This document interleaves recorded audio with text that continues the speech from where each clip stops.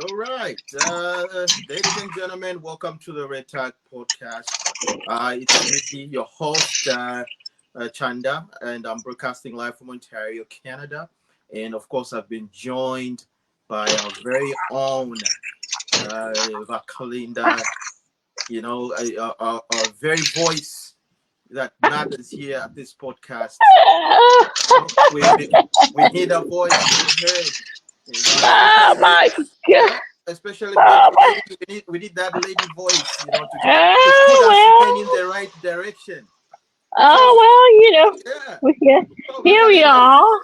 Rakalinda, go ahead and introduce yourself to the public, to the Red Tag Ah, family. what And should I say? Okay, hello, Red Dog. I host Bantu TV. Kalinda Shichinda is my name. I'm a long time, former times of Zambia journalist, media expert, communication, you name it. Here I am to spice up the Red Tag team yes, for a change. for a change. Oh man. So Yes, yes, wonderful. So we got a lot of topics to cover. Of course, we have major big issues happening, of course, in the patriotic front. And, of course, we know what happened. Chavinga had given a directive to say, shout down the PF secretariat, that no more meetings will be held there. Anything done or related to the patriotic front should go through me or his secretary general. Now, which is so very confusing because now legally, yes, we of course know that he's got the documentation and his name is what's known at the registry status, and so now there's so many internal angles. Immediately said that I think there were two meetings that were held that same day.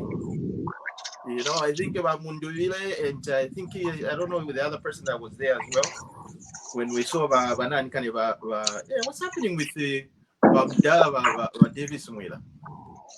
Did that you man start? should. Yeah, that man. I mean, from the voice, the way he came out, I think the guy should be at home. He should be at home. Mwila was Yes, no, no, okay. no, no, no, no, no. Because what they're doing here, they're killing him like they killed Vanant. Mm, Basat. mm, I'm just saying. Let's not forget mm, Basata on that national address he had. mm. You could tell that the man was, not up in, health wise. You can tell. That's And true. what happened to him a few weeks later, he was gone. So let's not. What's going on with that? Yeah, but PF, that's what Like, I mean about PF when they're in the desperate mode, they do anything. But yeah, guess who has joined us? It's the dog himself. I oh, think thank he had a God. few margaritas and decided to say, you know what, let me jump in today. Oh my goodness. Oh my But Doc, goodness. how are you?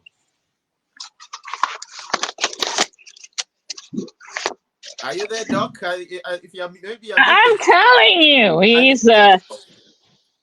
right now he's Can Uh, you trying hear me? to I'm he talking to wants my to I'm he talking to was myself. I knew he was muted. He no was muted. he was pulling away from some Spanish woman, I can tell you. Because right, the man is fluent in Spanish now. Remember that? Huh? Ah, I am telling you. But Uh, welcome to the show, Doc. hello, everybody. Don't listen to my sister there. Ah, okay. Anyway, so Anyway, good afternoon, everybody. Good evening, good night, people. It's nice, bright afternoon here. We're yeah. just But and ask him where he is right now. What is he looking at right now? I'm just saying. Well, I think he can speak. He can answer for himself. I don't know if he, Oh no no no! where are you, Ask but him. Doc? But Doc, at where are you?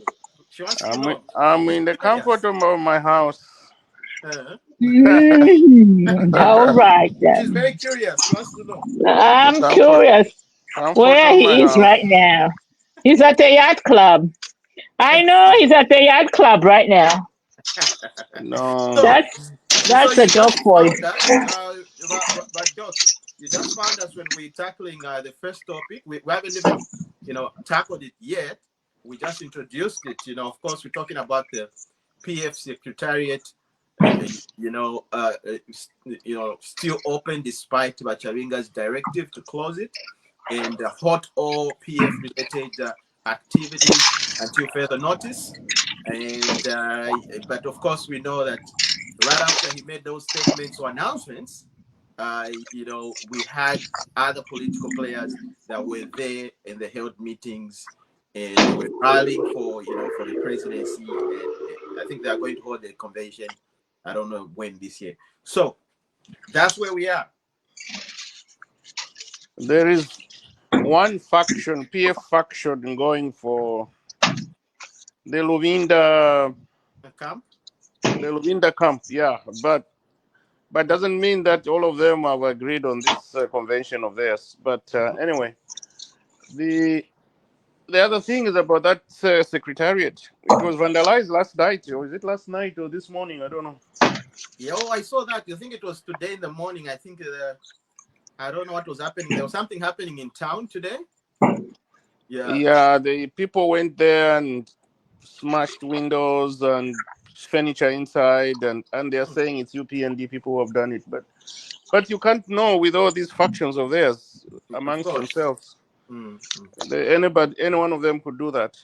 That's true. That is very true. But they're alleging that it's UPND that has done it, but I don't know. I think I've seen a few videos. I've seen a few videos. I could see a lot of street kids, for one. Those cannot be UPND members.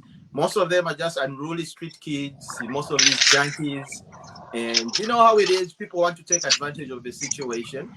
And any chance, especially those junkies, when there's an opportunity to behave unruly, they'll do it. In a heartbeat. And like you said, there's so many factions in the PF itself, and of course we cannot know who's who.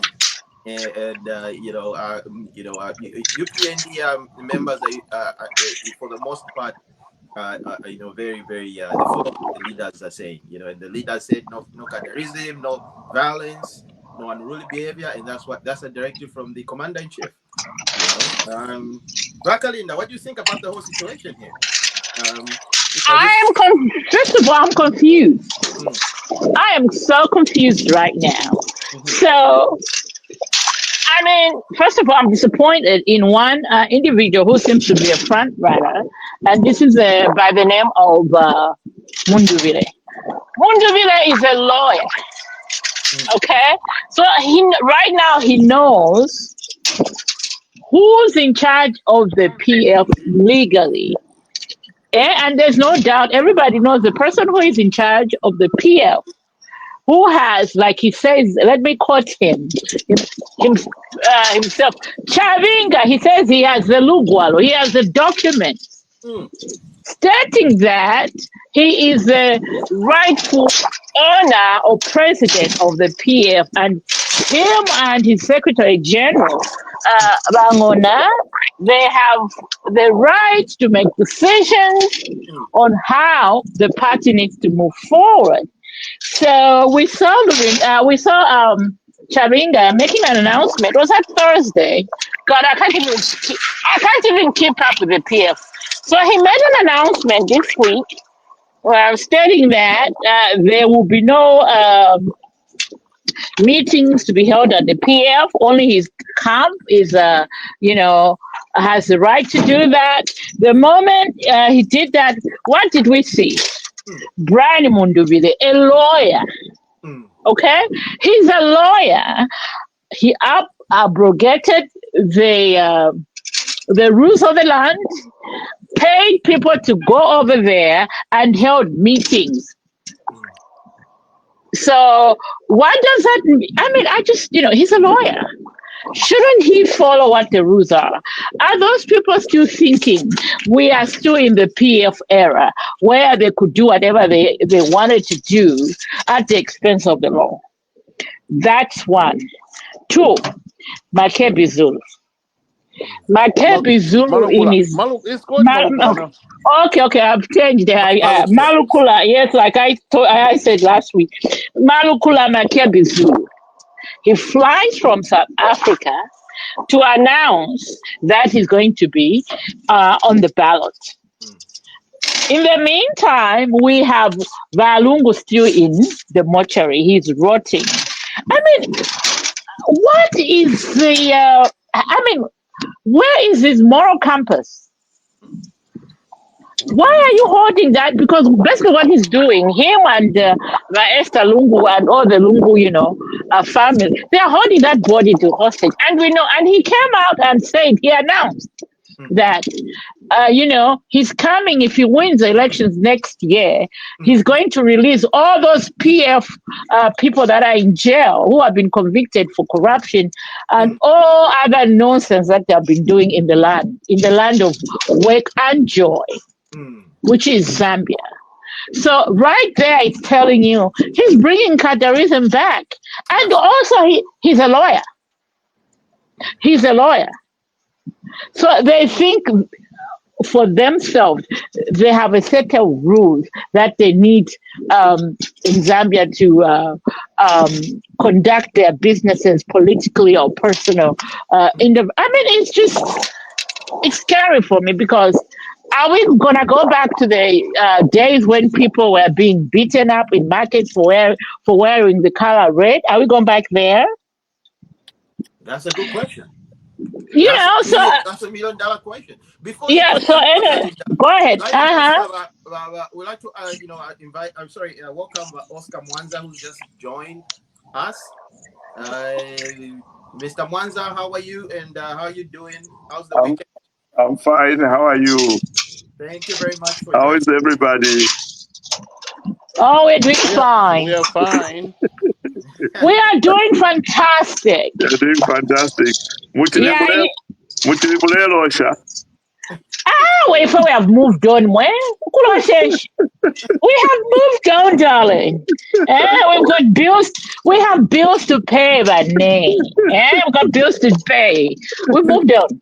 Okay, that's good. They Mm-hmm. can So they can you bury the body whatever they want to Inga bury. imo muchirimulelosha. Muchirimulelosha. We are still waiting. He says other things will take care of them after the funeral and after the burial. So we are still waiting. So Yeah. Makepi Zulu Nashe South Africa is come to campaign for the president. What are you waiting on? Wafia. So yeah, Mwanza, we just found that since kamba pale nkani ya confusion ya PF. Uh-huh. So much confusion, and of course nobody knows which PF it is. Chavinga said the normal activities for secretariat. Boom, all we see now. A lot of people are holding meetings there. They're rallying for presidency. Amundu Vile wants to be the president. Everybody wants to be the president in the PF. So that's where we are. And I think Wakalinda was just winding up. Sorry to cut you short, Wakalinda. You can finish up your point, and then Mwenza can obviously come in and give us his 2 cents on that particular topic. Oh, Wakalinda's dropped out, or Wakalinda, I think she's dropped out. So, Mwanza, if you can, come in on this issue, just give us your 2 cents, really, with the confusion that's happening in the patriotic front. Oh, actually, I like it. Let it just continue. I like it because time is on. This is why as much as we may complain about other things, we have a constitution that says the second Thursday of an election year, we have an election. So we're not changing that date. So let them fight. Let them, even me, I'm standing actually under PF. This is everybody with a name from Northern or Eastern can stand. I'm standing like them. Yeah, so I like it. Let it just continue, and they'll run out of time. And by the time they come up with a candidate, at some point, ECZ will be compiling presidential candidates on the ballot. So let it continue. And also, the other thing I like it because they're just have issues with UPND, but on the other side, it's good. They are splitting the vote, so let it continue because everybody there can be a president. Even Chirufia, Dr. Chirufia, what's his name? The former health minister, I was surprised. He's also standing. Yeah. So whoever is going to lose, there will be another camp of grievers that I don't know. So yeah, let it continue. Fantastic. Okay, now one other thing that happened that people were actually not expecting, or people have been waiting for a long time. The President finally visits Zimbabwe. You know, we know that there's always been that tension between the countries, a silent, kind of, disagreements in between. But Zimbabwe and Zambia, of course, looking at the past history, of course, Bamwanza and but Doc can explain that better. We've had relations for a very, very long time. With Yes. Zimbabwe. We Yeah. and stuff like that. So there was that tension that was there. Nothing was said, but it was sort of like a cold war that for lack of a better term, that was happening between Zambia and Zimbabwe. And finally, he's in Zimbabwe. What does that mean for the relationships going forward between these two countries? I mean, it's a good thing, I think. I don't know, you guys. What do you think? No, let the dog jump in because he was dating one of the Mnangagwas in Shikatende. So let him. Yes, he has inside info. Let the dog go ahead. But Doc, go ahead. You've been put on blast. Oh my God. Anyway, yeah. Regarding the confusion and all that type of thing, is that where we are at? We are on the Zimbabwe trip. I mean, finally, the Zimbabwe has visited Zimbabwe. People, there was that tension between Zambia and Zimbabwe for a long time. So the finally, Zimbabwe trip is good in the sense that they're trying to mend the relationship. Of course, Mnangagwa is pro PF. He has always helped PF, and he continues helping PF as we speak. I know that. And what I didn't like was the sending of a mercenary. That big guy, the businessman, the right hand man from Mnangagwa, to come to Zambia first, to come and meet HH, and then talk to him before HH could take a trip. Because that guy is not liked by Zimbabweans. I don't know whether you saw him come to State House. He's a big boy. I'm told he's the Chola boy. Like that, yeah. The Chola boy from Mnangagwa. He's not in the government, but he commands a lot of basically running a lot of errands. So yeah, it's a good thing he went and they met. They sat there, they paused, but you could see from body language that there's nothing there other than diplomacy stuff. There's no true friendship. But it's okay from perspective. Let them talk as heads of states and head of state, and then let's see. They're talking about defense something. That meeting is all about defense strategy in the region, SADC stuff. Yeah. So to me, that's just sugarcoating, but I don't think the relationship has been repaired. As long because Mnangagwa is very, very stopped the being pro PF in Zambia. Yeah. Okay. And Mr. Mwanza? I would say it's good and bad, or good and dangerous at the same time. Mugabe said there is some background noise there. Yeah, Mugabe said the Mnangagwa doesn't forget easily, so that's why I think it's dangerous. But I think it's good. Linda, just mute yourself. Sorry, Mwanza. Yeah. Is it fair? Yeah. Is it fair? Better. All right. There you go. Ahead. Yes. Okay. Yeah. So I was saying it's good and bad in the sense one thing Mugabe said about Mnangagwa when Mugabe was kicked out was he didn't think, he doesn't forget easily, doesn't forgive easily. So he's that's why it's called a crocodile. He's very patient.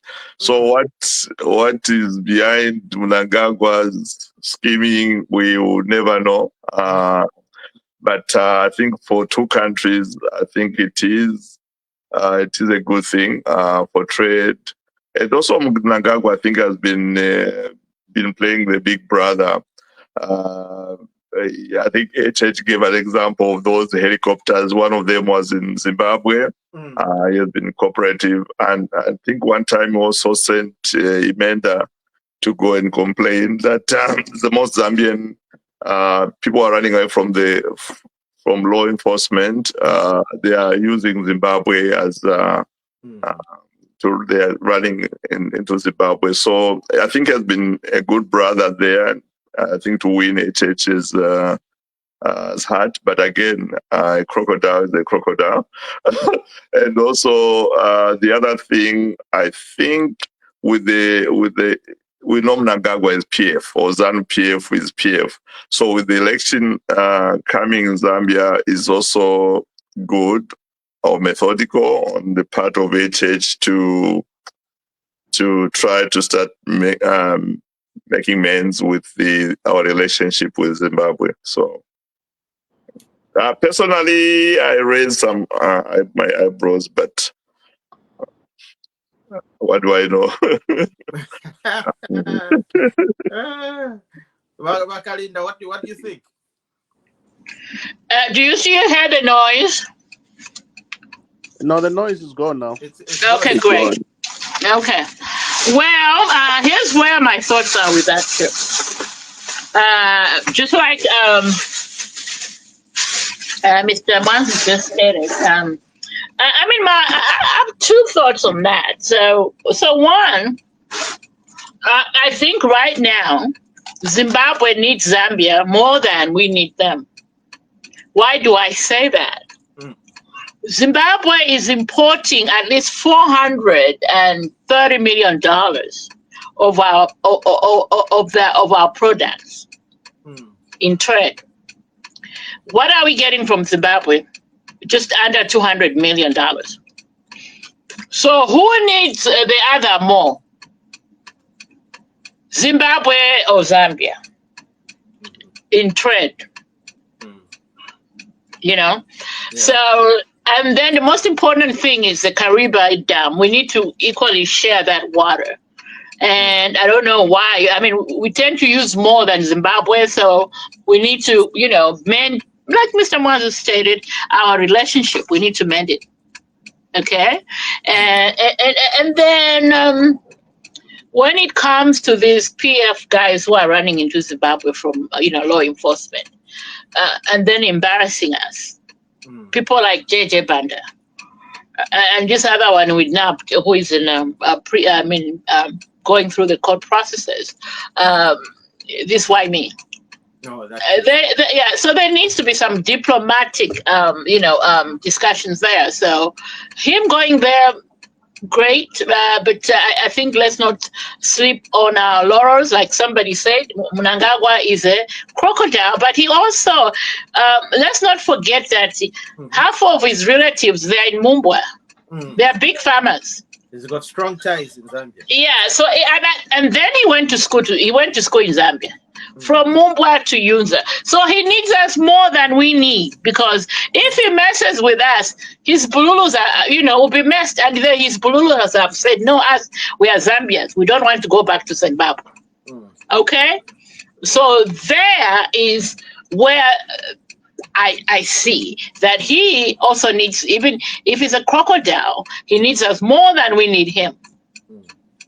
He's got more to lose than us. Yeah, exactly. So I leave it there. Okay. Well, Mr. Sakala has just joined us. Brand Sakala. Yeah, how are you, my brother? Good. How are you, brother? How's everyone? Everybody's fantastic. We're fantastic. We are awesome. We are awesome, especially that Arsenal is not playing this weekend. We are absolutely fantastic. Oh, okay. Are you in the UK? No, I'm in the US for my. I'm in the US. Oh, okay, okay. I'm actually gonna be at the game next, the next Arsenal game. Well, you need to hook me up. I need some tickets. I need not. Oh, you're going to the Derby or the North Yes, I'm London gonna Derby. I'm gonna be a derby. I'm not gonna wear my jersey, so I avoid all the hooliganism that happens there. So I'm gonna make sure Oh, I'm careful. but it's going to be at the Emirates. You should wear your jersey. Why not? I mean, if it's at I the Emirates. I just don't want to end up on the wrong side of the stick. All right. So yeah, hook me up. I need some tickets. Okay, yeah, yeah, for sure. But I'll I send you. need. There's a very credible fan website. It's not like obviously the Vivid or StubHub. It's very different but similar. But people don't charge crazy. Yeah, Yeah, okay. and it's very legit. Yeah, Yeah. I'll love that because I'm a member of the U.S. Arsenal Oh, okay. Cool, cool. national. Yeah, but they release like 40 tickets by the time they are saying we have tickets, Hmm. and when you They're go to gone. they are gone. So, Hmm. but But those I are certainly fun need. though. The watch Yeah, parties are fun though. They're really fun. no, but I want to be. I think. I want to watch either the Arsenal, Manchester United, or the North London Derby again, or the Yes, yeah, Aston yeah. Villa game Okay, like just next hold year. on, just hold on, just hold on. Anyway, Let me we'll talk inform you. on the Yeah, yeah. side. We'll talk offline. Yeah, let's talk offline. Yeah, We will yeah, yeah. continue talking after this. So let's get back to business. North London forever. I forgot to do that today. Let it all wake up. Let it all wake up. Let it all wake up, uh, Christian. yeah. So you found us when we've just tackled the first topic, Hmm. and now we're tackling the second topic. Yeah, The do you want me to put like a short 2 cents for the first topic? I kind of followed a little bit. okay. Go ahead, go ahead. Yeah, I'm gonna say like it's a little bit conflicting for me because obviously like I do get the point that was raised uh, by Colleen about how like there's like all these diplomacy ties. I think for me my main concern about some of these issues is just the timing of it. I think if you look at our president, like he's sleeping in the same bed with these other presidents. Um, that their reputations are not good at the moment, right? So like for me, I'm just sitting there, I'm thinking like, okay, what's the game plan here, right? Like I feel like you can't talk about the Zim issue without bringing in the Tanzania thing as well, right? You look at how illegitimate that president won. Like it's well known. It's a well known fact what's been going on there, the violence, the killings, you know. So we go there and we just say, hey, we need them, but like they also need us, right? It's not a one-way traffic, right? Same thing with the Mnangagwa. Yeah, I get your idea. He went to Unza. In fact, I think he was close with Lungu from Unza as well. But at the same time, like we need each other, right? Like I just don't get the timing of it all, right? It's closer to elections. It's sending a bit of a different signal, where uh, kind of like a last speech type of type of move. Like if HA didn't go to that by inaugural thing they had, like it's only like MOM that they signed really basically like it's you know like what difference would it have made, right? Like I think if we had done this or we tried to repair this relationship at the very beginning, right? If we saw Vim was valuable to us, I was our close neighbor, we share the same border, all these things we're talking about like open border. Why didn't we table this from the get-go? Maybe I do understand the relationships may not have been okay, but if you saw the value of sharing the same border as Zim, that's one of the conversation you could have started, right? Just like the way we started conversations with DRC, right? Remember we said the border talks with Congo. We had an open border on that side. We brought in Congo into that Lobito conversation as well. So like my standpoint is like, why are we doing this now? you know, Why are we doing this now with these people that, you know, their reputation is, if anything, has worsened since HH came into power, right? So that's where I stand. So I'm just scratching my head, Mm. thinking like, you know, why are we putting ourselves in this situation at this stage, right? This is like in HH has probably less than a year. Right? And these people are known, these guys are known for the wrong reasons, right? Look at that convicted felon, right? He was arrested for more than a year and a half through corruption, but he's taking a picture with our president at a community house. So like it's one of those things where like I feel like people hold HH in a certain regard. So if you start seeing him like mingling with all these dictators, the convicted felonies, right? You can see the uproar from people. Like you can kind of connect the dots why people feel that way. So I submit. So you're saying in short that the Zimbabwean trip, you don't think it's necessary, or? I think it's necessary, but it's just the timing of it. Like I feel like some of these things we could have started before. Like why do we have to start seeing the value of having the same border or border ties with Zim, Mm. right? If the moment you walked into State House, he knew like you need Congo. Congo don't have maize, they need our maize, right? We share the same border with Zim. Trucks pass through. You knew TZ, you know you need to bring like oil from there. You need to bring like commodities, right? So you the moment you step into that office, you start creating those relationships. There's gonna be differences, just like I'm neighbors, right? We have differences, right? But you don't want to start repairing differences when you maybe let's say are desperate, you need something. I feel like maybe that JJ incident could have been avoided had we started to repair some of these relationships earlier enough, right? Yeah. Well, I guess but it is what it is. It's like we need each other since we've been brother and sister kind of had that relationship for many years. Why break it now? Despite, of course, there's a lot of feelings for the fact that Mnangagwa is always siding with the PF, or maybe it looks like that. I mean, we may not know exactly, but it looks like he's been harboring a lot of PF. Every time they're in trouble, they go and seek refuge in Zimbabwe. So that on its own shows that it was showing to the Zambian people. When they look at that, they're like, oh, why is Mnangagwa shielding them when he should be above ground and above board to say, look, this is more like a Zambia issue. If you have issues there, go sort them out. Or it is what it is. I mean, there's not much we can do about it, but I think it's a positive move. Better late than never. Like Bakalinda said. I think Zimbabwe needs us more than we need them. You know, so but just for the equation itself, the president HH was saying like, look, instability in one country is instability. It affects everybody. So because of Zimbabwe, there are sanctions that have been slapped on them, and it's preaching for that to say, look, they remove the sanctions for from Zimbabwe, so that they're able to trade freely and they're able to run their own business affairs and continue developing as a nation. Other than just depending on their neighboring countries, for everything. A lot of Zimbabweans have migrated into Zambia.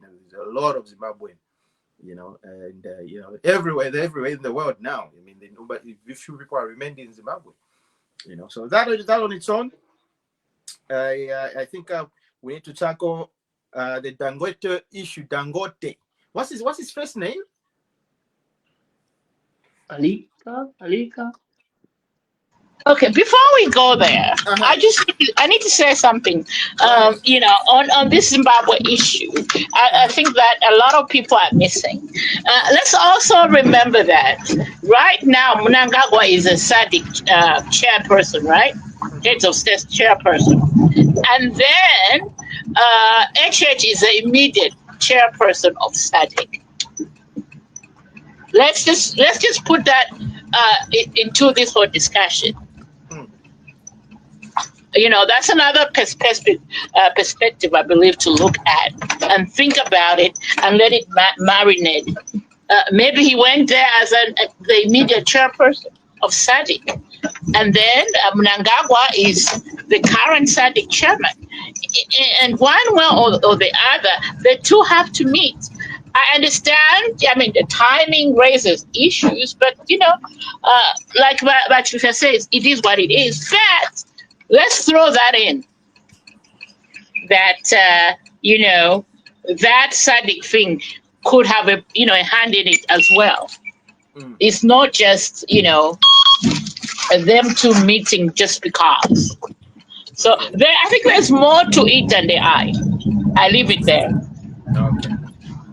So the Africa's richest man, Mr. Dangote, finally visits Zambia. What are the implications? What does that mean for Zambia itself? What are we going to gain from that visit? Of course, this is a man that's got investments across Africa, across the world, including Zambia itself. And now he's saying he can solve the electricity issue, or electricity problem that Zambia has. He can solve it. Do you think he can single-handedly solve the whole issue? I think that's a big question we need to ask ourselves. Or he's just going to play a part to drive to that, destination. Oh, Baba Karinda, can you mute yourself, please? Oh, okay. Gracias. oh man, it was Wakalindagansh. So yeah, uh, gentlemen, ladies and gentlemen, is Dangote going to solve the entire electricity problem? Who wants to go first? I can go first. Uh-huh. I think that's not Mm-hmm. the purpose for him. He's not coming to solve our problem. Mm-hmm. Dangote already has a footprint in Zambia's developmental projects. The cement, Zambia Cement Limited, whatever they call that, Dangote Cement Zambia, whatever. Mm-hmm. So he's already has an impact on our economic growth. Mm-hmm. But this time around, he came specifically to invest, to see whether he can also come and invest in expanding our energy generation capacity. So this is the difference in this visit. He's not coming to produce power for us. He's coming as an investor to And as see an whether, investor. as an investor, to come and invest in the energy generation capacity. Mm. So let's not. I know the PF are Mm-hmm. standing on the mountaintop saying, "Oh, they are now running to foreigners to come and solve our problems." Mm-hmm. It's not the case. No, The case is that he is a businessman. He has seen an opportunity Mm-hmm. where there's need for a product. As a businessman, you can't go there and provide that service. That's the basis of good business. You go and Correct. solve a problem Mm. and then make money. Mm. yeah. So let's look at it that way. We have not called him to come and solve our problems. He's not gonna come and solve our problems. Zambia, the UPND government is also doing what it can to have this energy generation, especially the green energy generation capacity increased. So, So we're gonna be partners. He's gonna come with his money. He's gonna do his own thing and help us increase the capacity to sustain ourselves in terms of energy. So that's, to me, it's a good thing. Nothing to worry about, because he's coming with his own money and investing, and we're also doing our own thing with our own projects. We're not stopping, and he's not coming to solve our energy yeah. crisis. Okay. So sorry about Danny for jumping in. I'm glad the whole power thing has come up because I was hoping maybe about Danny, if you probably have more like a background knowledge, as in where we are. Yeah. now why we are where we are. I think it's very important for me. I think personally, before we're done, you can maybe give us some light on why things are they are.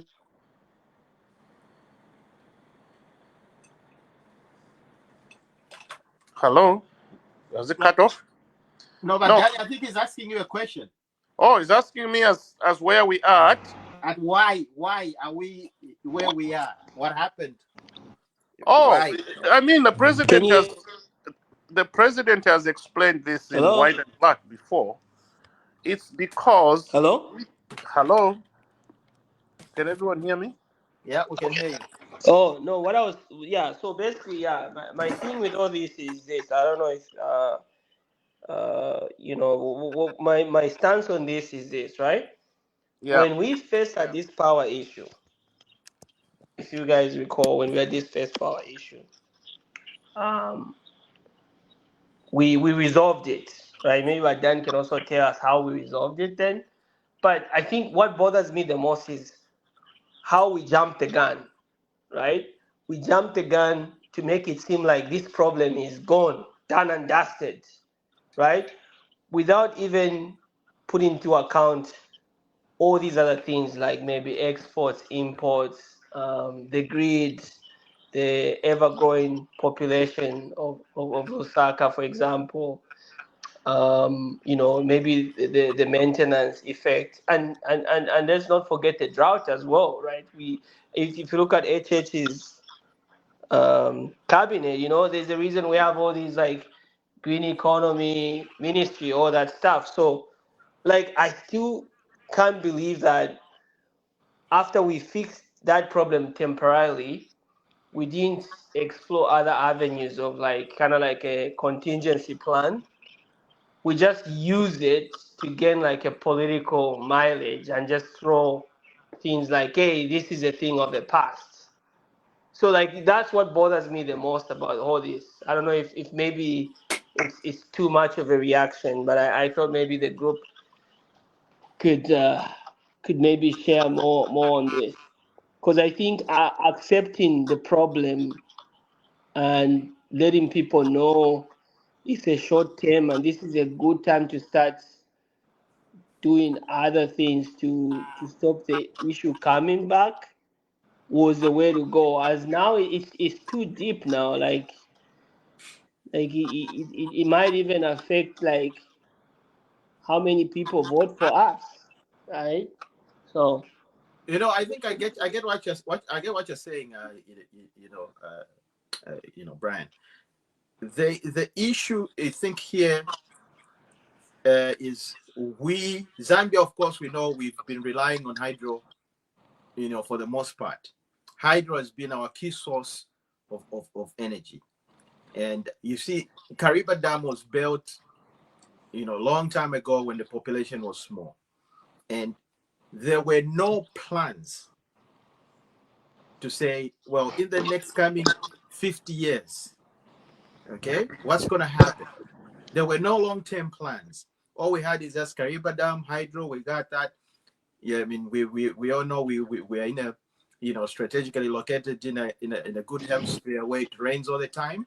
So people didn't really think about it to say, what if there's drought? What if what? So this is where maybe this cannot be lumped on the UPND government, because the UPND government has just been here for just 5 years, right? Less than well, 4 years, going to 5. The issue of electricity problems started way back, long time ago. But all these past governments didn't sit down to say, they didn't put down their brains together, bring in experts to say, can we find alternative sources? If the hydro or the Kariba, or if there's no rain, what's going to happen? Because they've always been investing heavily in Kariba Dam, Kariba North, so pumping why a didn't we lot do of money. something different about it? Sorry? Why didn't we do something different? If we knew we went into office, we told the people we're gonna fix that issue, right? So when we Okay, came so into okay, power, why okay. why why didn't we make it an important thing to try to look at all possibilities of fixing the issue. Yeah. So, like I'm saying, like, look, like this issue has been there for a long time. This current government has just been here for just, we can just call it a term now.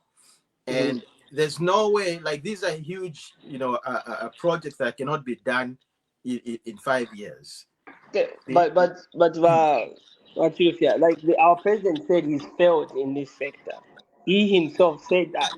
So failing means you try to correct something. It's like we by exam, right? You can still study for the exam and fail, or you don't study and fail. Right? So Okay, for him to come out and say he let failed, let him Oscar Mwanza come in and explain to us. Maybe he's got a better understanding on this one. Mr. Mwanza, are you there? Oh, Mr. Mwanza, I think he's dropped out. But Dr. Danny. Okay. I understand what my brother is trying to say here regarding the power generation. Um, the thing is that this is a problem that cannot and will not be sorted within 5 years. It's impossible. All right. One, the two main things that collided here that made the whole problem so big is, of course, one, we had a very much over reliance on hydropower in our country. 85% of power generation in Zambia as we speak comes from hydro. So it was too much to depend on one. And then when you depend on hydro, then you have the worst drought ever in the history of the country hit you. Okay? So these two factors where we are depending very heavily on hydro and then the drought hits you, it's a very bad recipe. Very bad recipe. Now, when we came in power in 2021, could we have solved the power generation capacity of a country within 5 years? No, it takes a minimum of 15 years, okay, to turn around the power generation capacity of a country. So we are in for a long ride. There's no way we could have come in power in 2021 and 2022 we solve the problem of power. Impossible. We need a minimum of about 10 to 15 years to turn around the picture that we have from hydro to other alternatives. So it's not that when we came in power we're gonna say we're gonna be magician and solve the problem. We have started investing.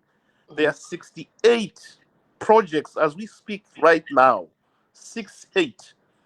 Okay, the wind. I mean, the green energy farms and projects going on right now to try and turn this picture around. So it's not that we are sitting down since 2021. We are not sitting down and saying, okay, we're not solving. Actually, HH is investing a lot of resources and manpower and all the resources and bringing in investors. Look, the Israel president just left the country. They were talking about green energy. Israel is one of the biggest influencer of green energy in the world. So he's bringing all these people in the picture. It will not take 1 year. It will not take 2 years, 3 years. It will take a minimum of 10 years. So we couldn't have solved it in 2022, 23. Boom, done. Magic wand. It's impossible. So but Danny, before yeah, I forget, when you yeah. say that, I agree with you. It's not something we solve in 3 4 years. But the problem is our president made it seem like we solved it in that quick turnaround. That's what I Oh, find okay, disturbing, right? So okay, like for me, like I think HH is a very smart president, and the way like Danny laid it down is probably the same way like he and his colleagues are looking at it. That's the reason why he's investing more yeah, into green energy and all other avenues. We hear about coal, we yeah, also see the solar, right? But yeah. for me, I think had we used that opportunity, right? And I think that's most people miss this point. Had we used that opportunity when we fixed it short term wise and turn the corner there and start pushing the envelope on all these things you're talking about, right? Who knows? I'm not saying like we would have completely wiped out the problem, but we could have maybe even been ahead, right? But we just made it seem, and people take what the president says at face value, right? Because his campaign strategy was like, I'm gonna fix things, right? So, but Danny, if people are voting you to fix things, and you fix one thing and you tell them that Mamona have fixed, it's a thing of the past, it won't happen again, right? Then if it comes up, people are gonna look at you like what, like as if you are lying, right? So I just feel like we lost something there. I felt, yeah, We had not fixed it before the drought hit us. We had not fixed it. We're still 85% dependent on hydropower in Zambia before the drought. yeah, So it was just that we had received rain at that time, and then the picture looked like it was sorted. We had not done anything. yeah, Basically, it was a natural blessing that we had enough water at that time, and then it looked okay. And then when the drought hit us, that's when the truth came out that we had no other alternatives other than hydro. yeah, So we had not fixed it. Maybe what we can say is to the Zambian people is that maybe going forward we should be not be too political in our way of yeah, talking. We should be absolutely, realistic. yeah. That was Let's so be political. That was very political, and it was very yes, casual, very exactly. So casual. let's not be very political in our language, and let's be realistic and say call a spade a spade. Yeah, Now, as a politician, politicians are afraid to call a spade sometimes because that doesn't bring votes. So no, there's a balance between being honest and being a politician. So the philosophers have always described politicians as the being a good politician is being able to tell the best lie that people are gonna buy into. yeah, So we have to realize that politicians will always be politicians, and they will never tell us the truth, the face value of something sometimes. But sometimes it's better to tell the truth than yeah. being very political. Especially when you still retain a lot of confidence from the people, Yes, right? yes, It's yes, actually a good time to say to call a spade a spade. yeah. You know, like I feel like, Gentlemen, and that's gentlemen, huh? gentlemen, I think gentlemen. Magdalena has got something to say. I've Sorry, been too sorry. quiet for too long. All Can I right, you just go jump in ahead. real quick? Can I Okay, just as jump much in as real quick?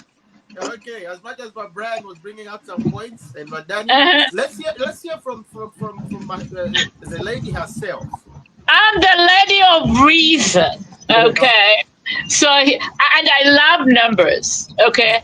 I love numbers. So, let's take a look at the Zambian energy situation right now. Okay.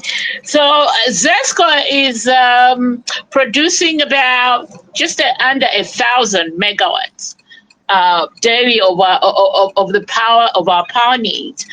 We need Zesco to be producing of at least 4,000 megawatts to sustain everybody in the country. And let's also realize that only 44% of 22 million people are benefiting from that Zesco power generation. Okay, so we have a population of 56% either relying on their own small solar or, some small, power generation activities. I mean, like that young man in Sowazi who is powering the whole village by, doing a makeshift power generation project from the Zambezi River. So I mean, there are so many of these entrepreneurs who are doing that. Now that's 56%. Only 44% relies on Zesco. mm, So those are the numbers as we speak. We need to put into context, and then for a solar project to come into fruition, it takes 2 years for everything to run. Understandably, we had the West drought, and then we also have to remember the president was not just dealing with the energy issue; he also had to deal with our big date situation that took almost 2 years, 3 years. to be taken care of, for the deals to be signed, and for us to get a breather. Now that we have a breather, and when you talk to people in Zambia, they will tell you that we have confidence. Yes, he has told us so many. I mean, he's a chief marketing person, so he will tell you sweet things. That's how his Mutinta's act, as he says himself.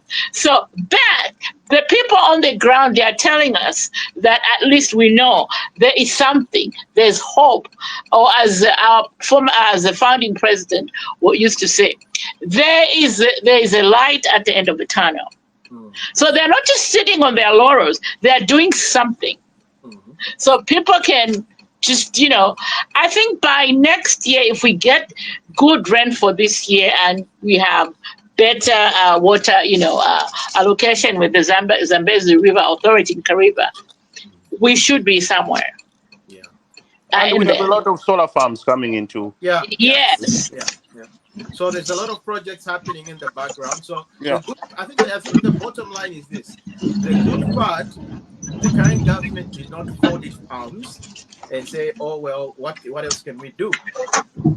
There's a lot of projects happening in terms of alternative sources in the core areas. Well, we know Mamba Collieries, they're just doing the second part or second phase, of the core, another core mine. So core energy thing. So there's so many, and all these solar projects that are coming up each and everywhere. Almost like was it 2 days ago?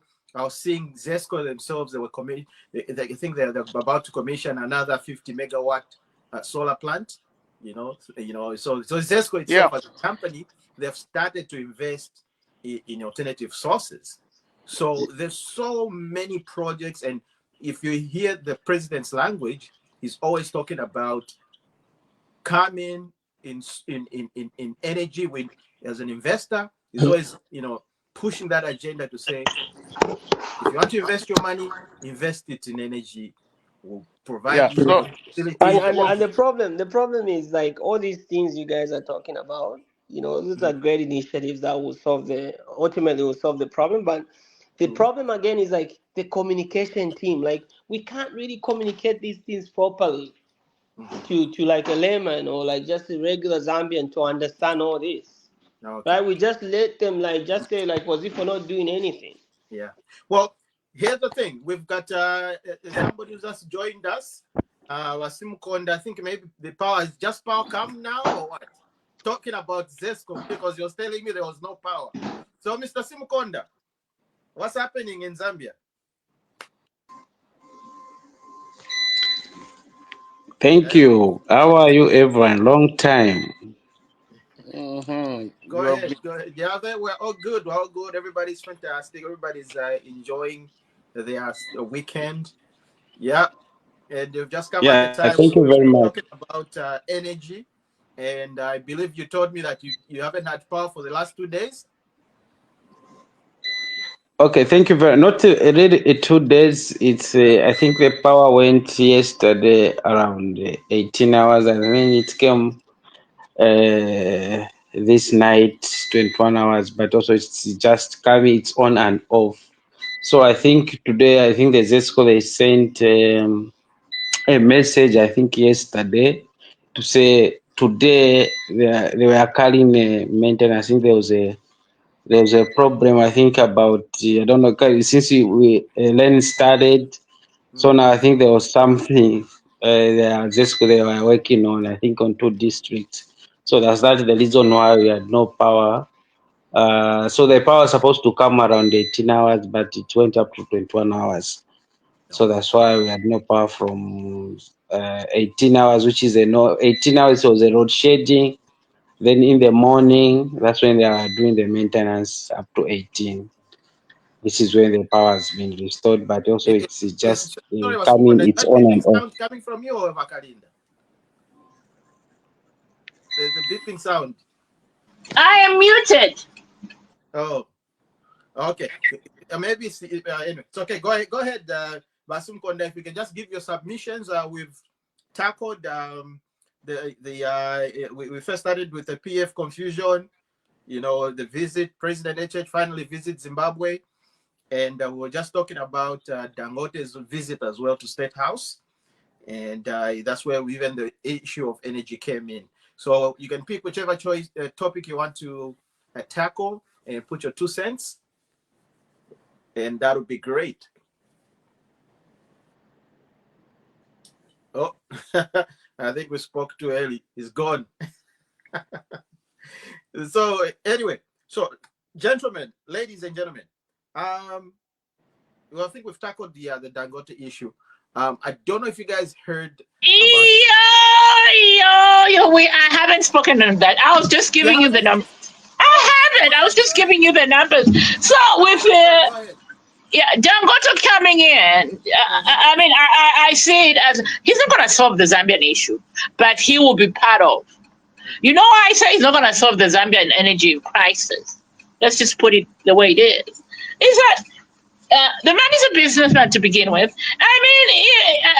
If he had to solve the Zambian issue, why can't he solve the issue of because even in Nigeria they have an energy crisis. He hasn't been able to solve that. Why? I was asking myself, why hasn't it sorted out the homeland? There's nobody who is saying that other than PS. Yeah. So anyway, I'm just, put it out there for people. Sometimes you just have to put it out there for these people to understand that he is coming in as a businessman. He has seen an opportunity, and he's seen that the policies that this government is putting in are going to are favoring his business. Right now, he's making money off the cement he's selling in Zambia. So that's just one way of what he wants to do. Energy. We welcome him to, contribute, and so that we stabilize our energy distribution levels for everybody to enjoy, not just because right now CESCO is just supporting the line of rail, but they don't go into rural areas where it's needed, where farmers need this. To produce more maize and export and bring in foreign exchange. I'll leave it there. Okay. Can I just go ahead. A word before my thought evaporates somewhere? Go ahead. My brother here said something about communicating to our citizens properly about what's going on in the country. It's very important for citizens, especially our citizens, the majority of them that don't understand complex issues in terms of how problems are solved, in terms of magnitude. Huge problems like electricity generation in our country.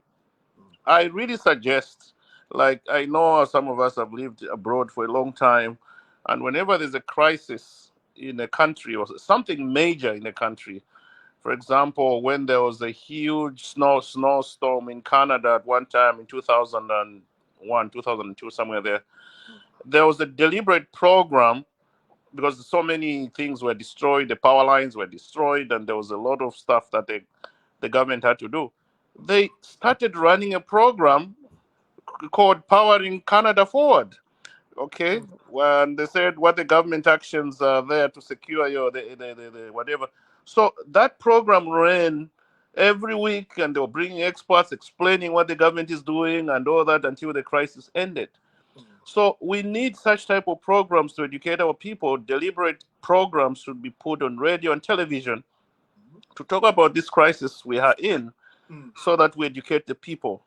All right. So we need the deliberate effort to communicate this information to the people. We bring every Thursday or every weekend, for example, Powering Zambia Forward or something to do with energy for all or lights for all Zambia program or something like that, so that experts come in, explain to the people what we are doing as a government, and then the expectations of people will be realistic. Because right now, if you ask someone in Cairo Road, you say electricity, they don't want to bring our light. It's because that shows that people are ignorant about what is happening. We need to educate our masses. Thank you. Yeah, that's well said. Well said, Doctor.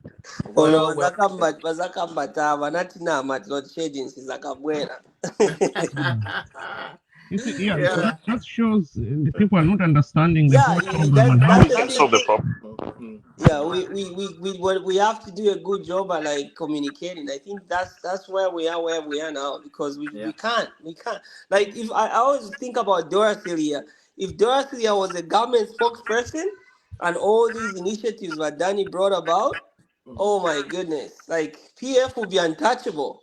They would be untouchable because they would have known how to get that across the people, right? Mhm. Yeah. Well, okay. So that being said, gentlemen, let's move ahead. Let's move ahead. Um, I don't know if you guys you saw that. I think a few days ago, there's a $10 million project that has started, which is going to soon be commissioned. A rice training center, in Mansa, Luapula province. Gentlemen, I don't know how many people have been to Luapula province, but I've been there, and the place has got a lot of. Don't just claim. I've been to Mm, Kashikishi, I've been to yeah, Mansa, I've been to Kasama, I've been to yeah, Chisari, I've yeah. been to Peak. So at least I Nobody, know the geography. nobody is claiming. I lived in Santa for 3 years. I was in boarding school there, and we used to travel all the time when we want to go to Mansa for school games and stuff like that. So I was there for like over 3 years. I know the province itself, but my thing was saying, like, look, the place is so beautiful when it comes to the landscape, and it's actually right for projects like this, because it's a swampy area, and for the most part, people just grow tute. That's the main staple food is tute. They eat a lot of tute, even more than maize. You know what I'm saying? So if you walk anywhere, you find a tute, a field of tute, cassava field, and so on and so forth.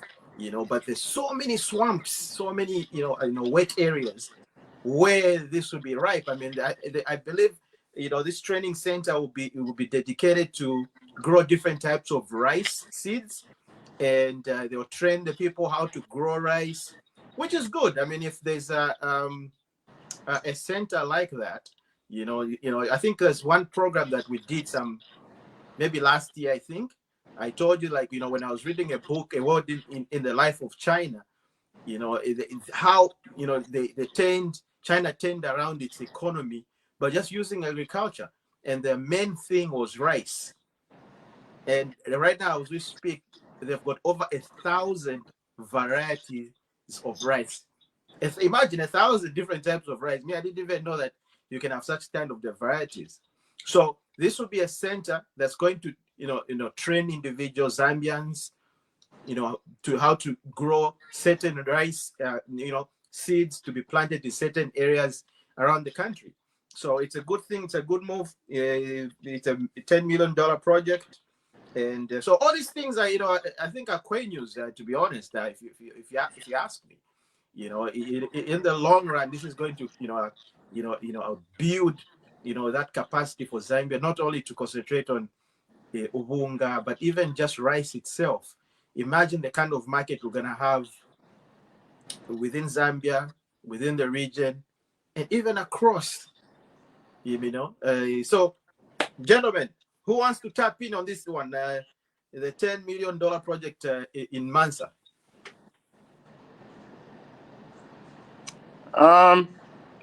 Can I go in? I can go in first. Yeah, go ahead.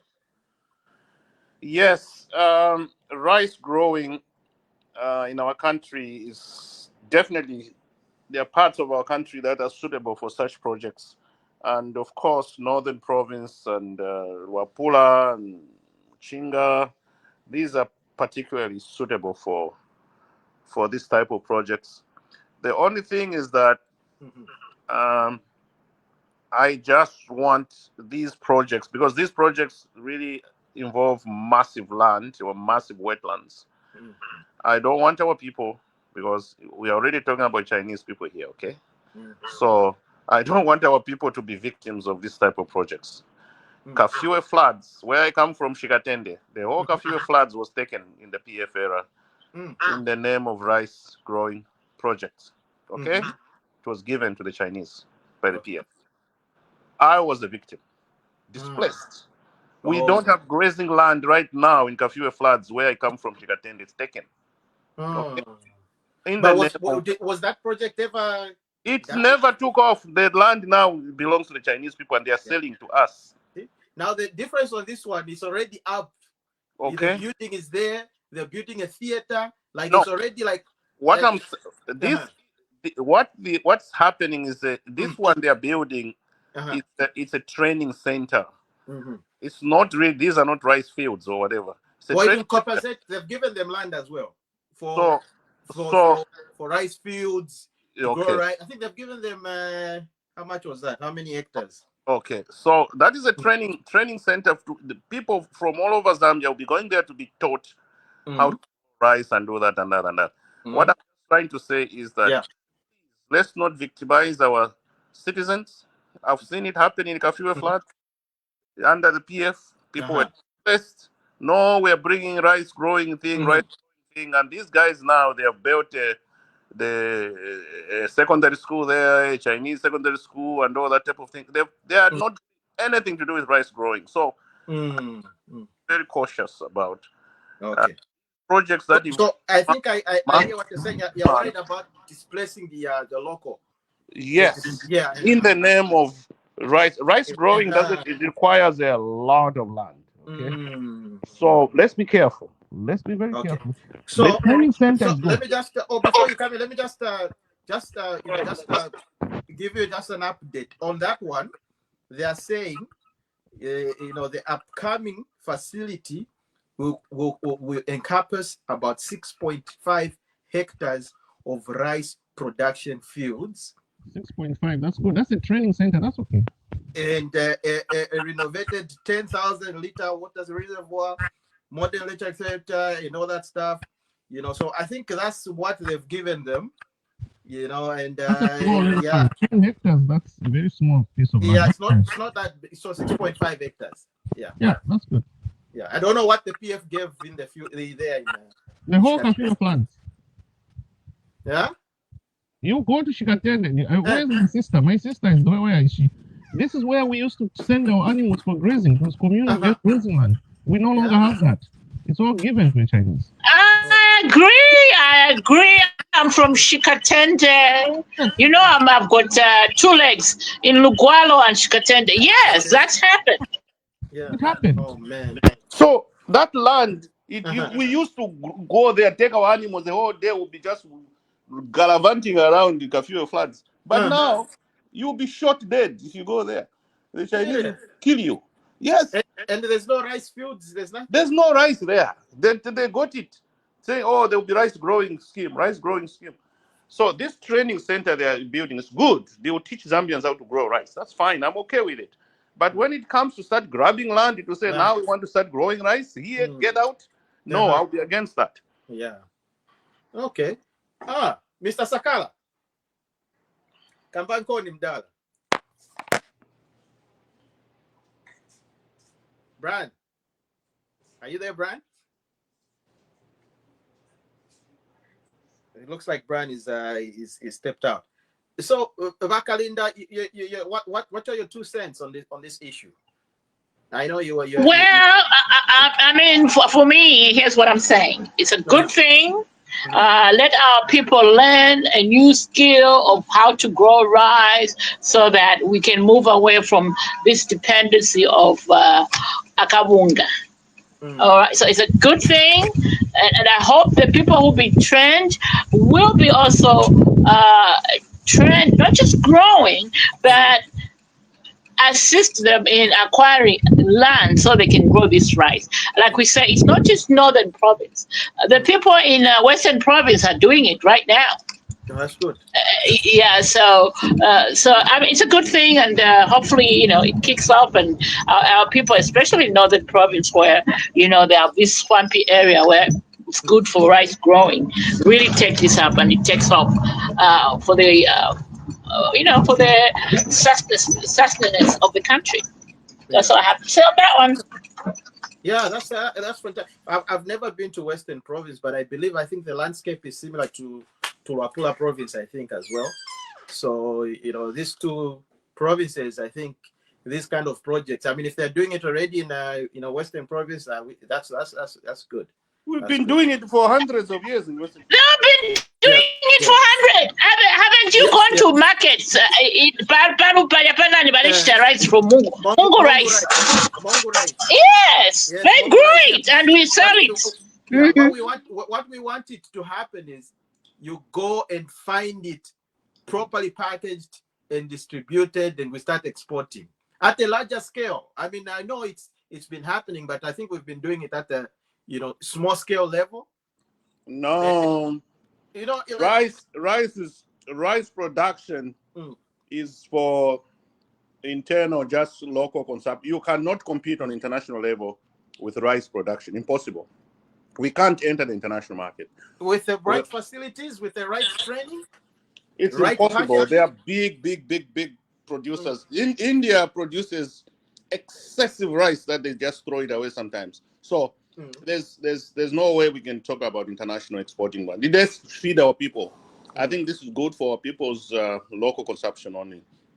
We cannot compete at international level. China, Bangladesh, all these Asian countries. Those guys produce massive amount. All the rice we eat comes basically from India and China. That's it. So we can't enter that market easily. Impossible. Let's just feed our people. Hunger, local. Yeah. Mr. Sakala, are you back now? Sorry, I'm in and out trying to deal with that little guy here. Oh, so yeah, so I'm following. Okay. Do you have anything to say on this issue? No, I'm good. I'm okay. Okay. I think you've raised some good points already. So fantastic. Now the big one, Lobito Corridor. Huge, massive project. I think this initiative has been there for some time, but I think now we're seeing the EU, coming, to take a step forward by, investing heavily £2 billion pounds in this project. Okay, and I saw a lot of signings. They gave grants, I think over 100 million pounds, just grants for local businesses that are going to support the Lobito corridor, and of course 50 million to Zambia Railways, to revamp it, and make sure that everything is aligned with the whole concept. Gentlemen and lady, I think the lady should start first, since she's the only lady here. Vakalinda, what do you think about this summit that let the dog start. I'll come in a little bit. Okay. Okay, so for me, I have to be honest with my analysis. This is like, from my medical point of view, is like me. I get a syringe, I start drawing blood out of an animal, sucking the blood with a needle, a syringe. This is going to be sucking our resources, guys. This is not development. This is exploitation. I know we're going to benefit a little bit out of it. The truth is that they are coming to get our resources. This is an exit point for raw materials for the developed countries. Yeah. Okay? Let's not get excited about someone coming to pick our things and taking to America and Europe. And we're saying, oh, this is development, Lobito corridor. To me, as a Zambian, I want our minerals to be processed in Zambia, in Angola, whatever. Not someone who has brought money and said, okay, you guys, I want to have a shortcut, go to come to Munyurunga and get your minerals so that I take them to America. And then we are clapping. It is a project which is going to bring some employment and a little bit of whatever urbanization along that rail, whatever comes with that type of infrastructure. But let's be honest, this is the Western powers coming to get our resources, and we shouldn't be clapping. We should be sad. Napwa. That's the way I look at it. No, I think that's a great point, because I think even I know you brought up Dangote, like he made the same point as well to say, the problem in Africa is like we have too many raw materials leaving the country, Yeah. right? There's no processing, right? Like you see the Western are very keen on this. Like since when did you hear like the US investing Putting money in putting this Zambia. amount of money in an African project? Like you never hear that. Look at the electrical vehicles. They're taking over, right? They need our copper, right? So we know when they make such moves, right? Like at the end of the day, we shouldn't just say, "Hey, bring investors, Chapwila Popen. Hey, we brought Yeah. this much investors." I think bringing investors should come with a condition, right? Like Yeah. we need to have, like, look at I grew up in Luansha. When those guys used to run the mines. We even used to have a place to go to. Like you go swimming, you go play tennis, all those facilities like parks and all that kind of stuff. Like these guys are just coming in, going, right? Even the forex we're earning on this. It's it's all like dollar is just coming out of the country, right? So like I think that's a very big concern. And if you look at the project itself, it doesn't really dive too much into how, like, let's say Zambia is gonna benefit, right? It just talks about how Zambia, the rail line will connect Zambia and Congo, those countries that have all the mineral resources, right? And I haven't seen any emphasis on how that's gonna improve, the economic activities within those areas, and what are the things that will contribute to those communities. So Okay. All It's right. an extractive. They call it, if you go on foreign whatever for the US and EU, they call it an extractive project. Why do they call it an extractive project going on in Zambia and Angola? Okay. Yeah, go on US. What I can send the link. It's called extractive project. They are coming to extract. Okay. So So, that's where they call it. And us are sitting there clapping. Someone is coming to get our resources and we're clapping and saying, no. I no. think we need to get a little bit more information. In the group, I've sent a link to the first meeting that was there, and there's a detailed report I'll share with everybody. There's a detailed report on how this is going to happen. Yes, minerals will be taken out, but the president himself has emphasized there's going to be value addition. Okay, so along this same project, like I was saying, they've set aside money and they were giving out grants to those supportive industries that are going to be refining and doing the processing, supporting processes along the rail. So they've invested heavily in the mining sector, agriculture sector along the rail, and the rail itself. They're going to improve it. Yes, it's a gateway to Europe, where we can, export all these things, and it's a faster way to do that. But during that, there's going to be a lot of benefits as well.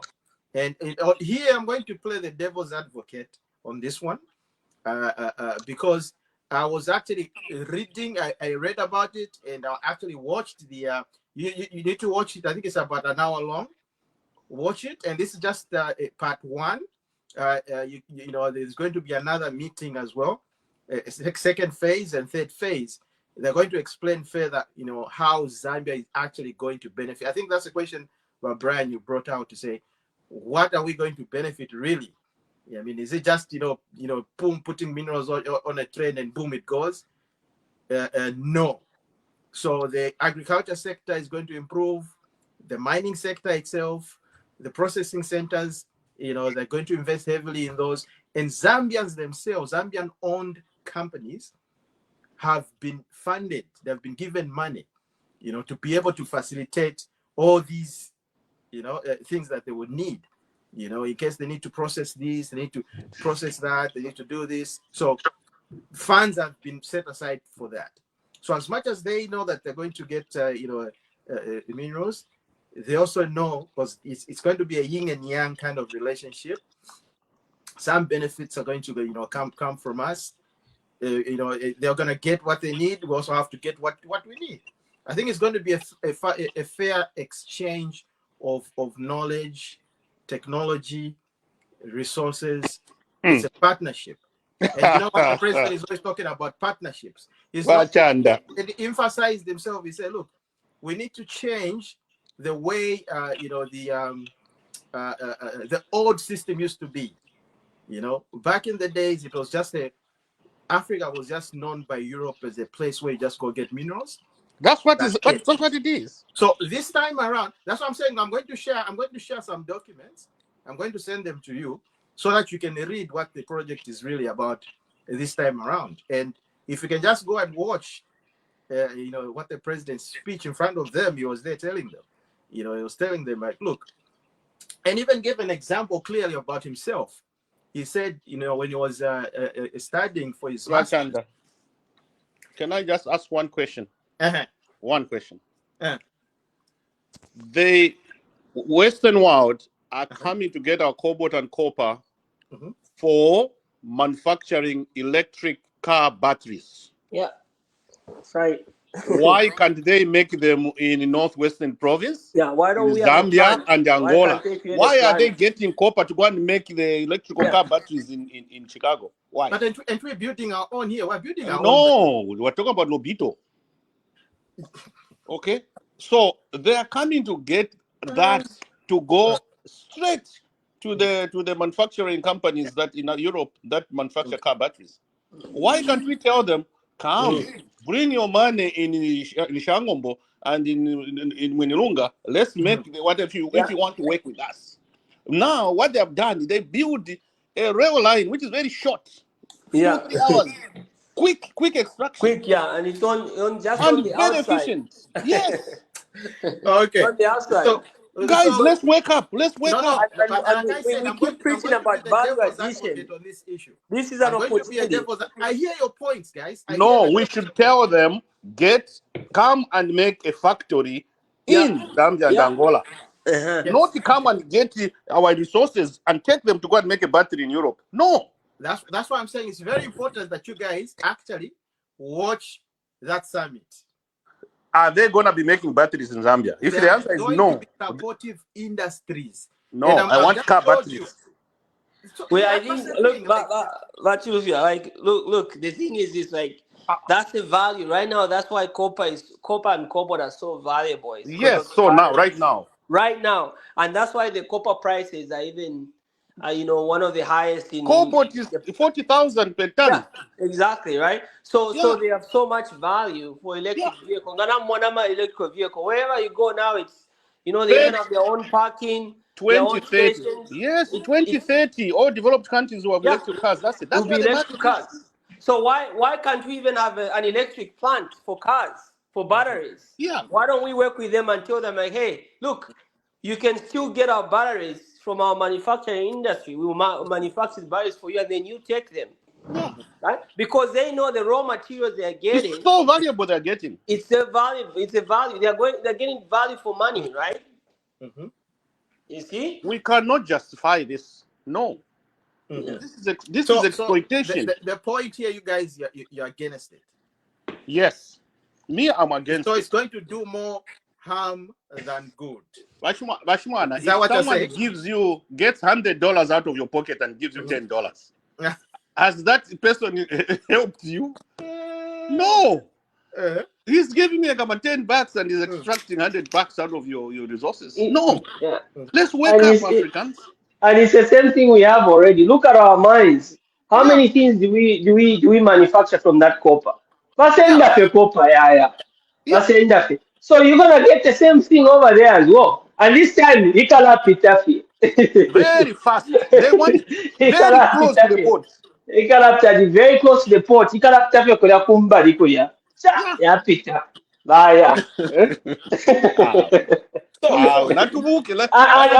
we want to preach value addition. And this is the biggest opportunity of value addition. If you have an electric vehicle plant, you have a battery plant, that's it, game over, right? We have the future oil. We are supposed to be like Qatar right now. Zambia and the Congo and what. We should be the richest countries in the next decades, because we have the most valuable, most wanted copper and cobalt in the next generation of technology.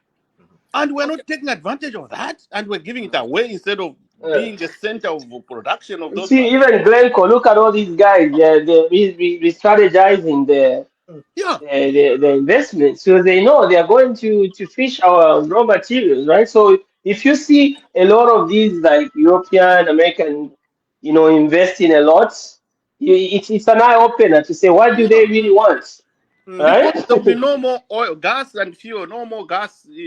So these Arab countries now, we should be in the position of Saudi Arabia or whatever, the way they are enjoying their money of oil right now. We should also be enjoying the money of electrical car batteries in the next 10, 15, 20, 30 years. That's the way the countries we are producing copper and cobalt should be. We are well situated. God has gifted us, and yet we want to start giving it away, just like that. And we start importing those batteries and cars. It's not right. Okay. So on the flip side, I think Zambia is also going to benefit on this one. One, it's going to boost our agriculture sector, okay? Because they're going to invest heavily in promoting local, farmers along the line of rail. Why? Our goods can easily be exported, okay? So our agriculture sector is going to boom heavily. It's going to boom heavily because we will now have a faster link to the Western world. So agriculture, mining, and all these supporting companies. Look at how many people are going to be employed. Okay, so we need to also look at the positives. That's a minor positive. No, but so can I just come in here for a moment, gentlemen? Sure. I've heard the pronouncement on Lobito, the rail line, and all I hear. Remember, I'm in America, right? And I wear the American hat most of the time. We don't just come into a country without making our calculations how much we're going to get. No, like the doc has said, they're giving us 10% of our 100%. Yep. I believe. So if you're talking about so if you're talking. No, let me finish. I've been listening a lot. So if they're coming in here, their word is extraction. Yeah. So they're getting our minerals. I haven't heard where they're saying, okay, we are setting up in Swahili, we're gonna set up a electric making battery plant, or we're gonna set up in Winlunga, we're gonna have a car making electric. I haven't heard that. And when you talk about agriculture, how are they going to do it? Are they bringing in machinery to industrialize our agriculture sector? Are they bringing in the technology that we need for our farmers to determine what crop they need to grow when? Is that what they're doing? Yes. So all those factors have to come in. As here we're excited that I think we should really. For me, I want to read on it. So I'm going to give this weekend time to read on it and what it is about. But when I wear my American hat, by the time you guys realize, we would have extracted billions and billions of minerals. Right now, some of us are in our retirement age. We are looking at investments, okay? Where are you going to buy shares there and there? Yep. The companies for the future are companies that are in oil electric car business. Those are the companies that will be huge in the future. So that's where the future is.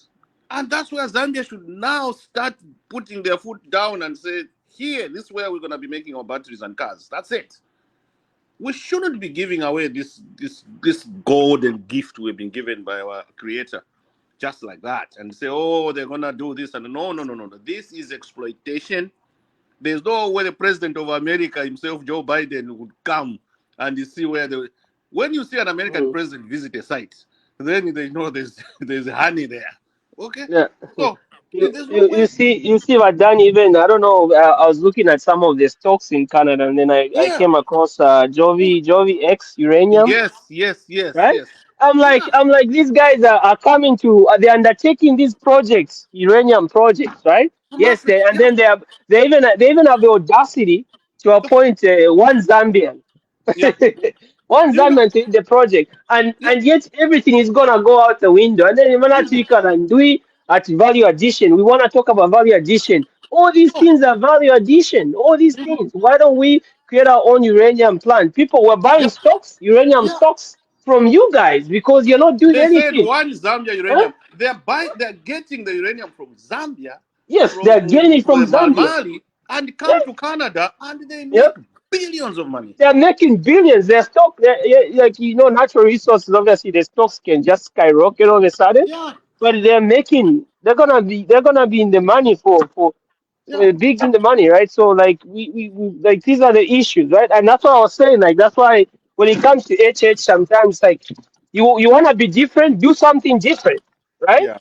You wanna be different, do something different. If you say you don't like dictatorship and all that, stand by that. If you wanna bring value addition, then push the value addition agenda. We don't wanna Yeah. just hear like, oh, hey, become airline. But on the other side you're saying value addition. But we're not seeing the value addition that will No. do both. Improve No. the people's lives and No. also like improve the economic standing of the country, right? So that's why for me That like one I differ with my government. I mhm. differ greatly with my. Valid points. I think let's give chance to Oscar. He hasn't said anything. Well, Oscar, welcome back. We've Yes, having a heated debate here about the EU Lobito corridor investment, EU, partnership. America. okay. Yeah, so I think at the beginning today, I said when we were talking about TF, I said I'm happy what is going on in TF, but I also have my other beef with UPND or the government or our government. Mm, This is, I think, Lady Kalinda mentioned it. At my mother's funeral, people were talking how this, we always talk about this thing. We have the biggest mind, we have the largest mind, we have this, like, it doesn't mean anything. Yeah, I said, if you're not careful, these guys will extract everything and you'll be left with a hole in 5 years.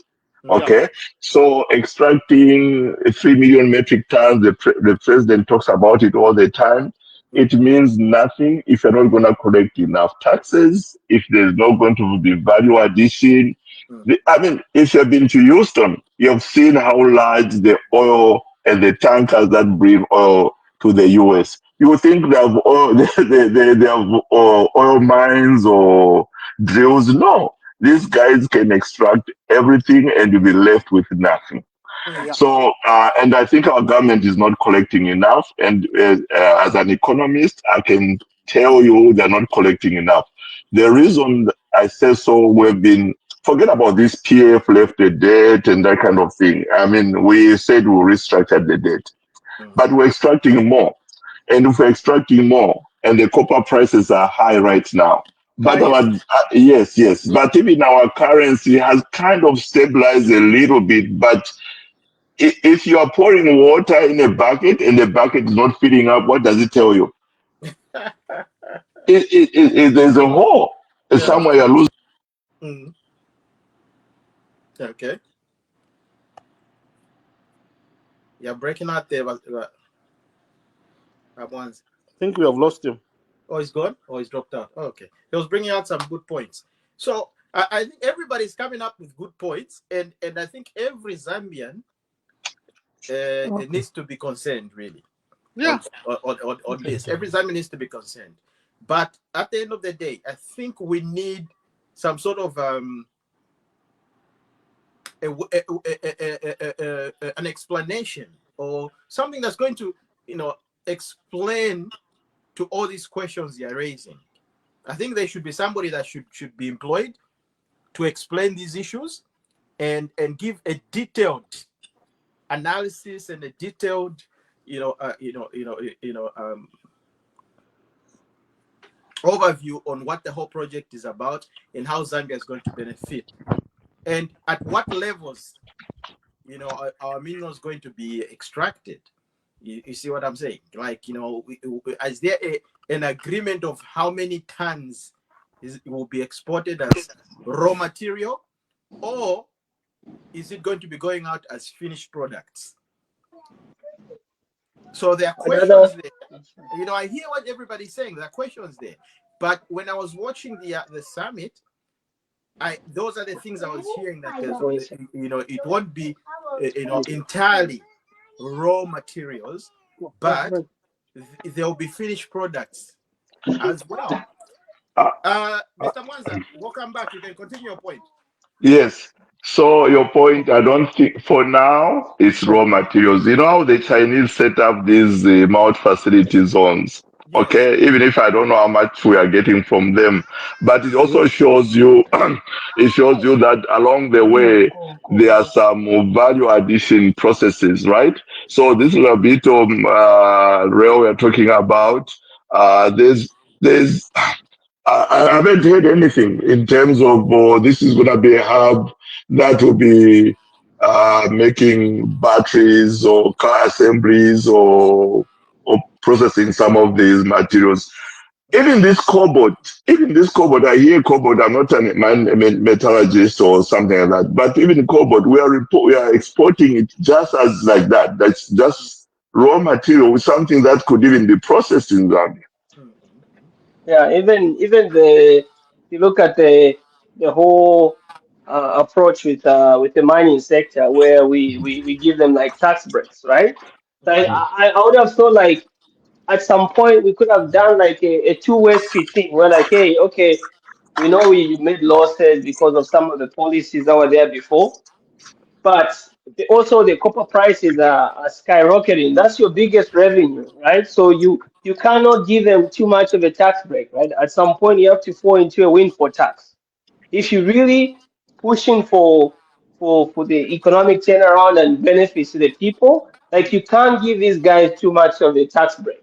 Like, if they can just come and exploit and extract your minerals just like that, and you give them a tax break on top of other things, like, then you never recover. You're just gonna lose all your resources. They go and make their own money, right? So we have to be careful, right? That's a good point. That's a good point. And just to add on that, I mean, let me just digress. You know how I am. Let me digress a little bit. Go ahead. Vakabuswe, if you're hearing me right now, I need you to give us an update on this aerial, mineral mapping that you're doing. That's it. We need an update. That's it. We need an update, because you're excited. We need an update on how, what kind of minerals are where, how much is in there, how much they are worth. We need an update. So it's still important. This is why we have issues, because even with this Lobito corridor, the government hasn't been transparent.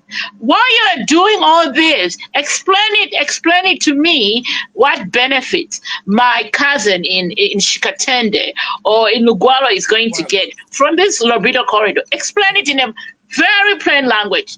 Let's have transparency. That way, as we move forward, as one voice. Not now we are questioning, what are we getting? Who is getting what? We need all that information out. So, Bakabuswe, give us an update. Okay, let me say I don't know a lot of Kaon.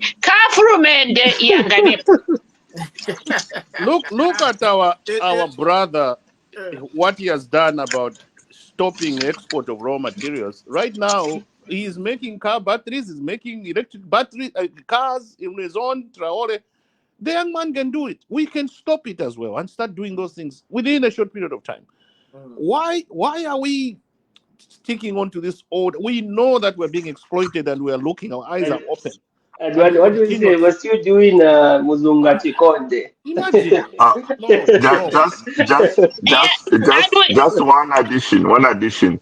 I don't know that anybody saw the delegation that came from Canada that met the president. I think it's about 3 or 4 weeks ago.